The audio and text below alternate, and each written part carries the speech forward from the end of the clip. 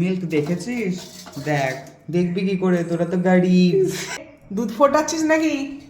দেখে দিবা। কই দেখি। ও মাই গড, তোরা কোনোদিন ব্ল্যাক মিল্ক দেখেছিস? দেখ, দেখবি কি করে, তোরা তো গরিব। আমি গাড়ি তুই ঠিক আছি।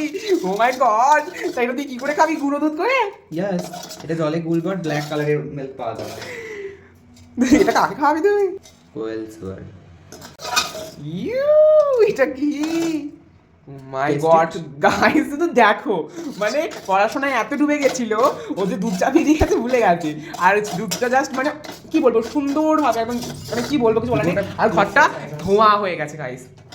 গোটা এরিয়াটাকে নিয়ে ব্ল্যাক করে হয়েছে একদম। কিন্তু তোর মনের থেকেও বেশি ডার্ক, কিন্তু তোর মনের থেকেও বেশি ডার্ক। তারপরে আংসির মনে। আবাস মানে গাইস কত লস করে দেখতে পাচ্ছ।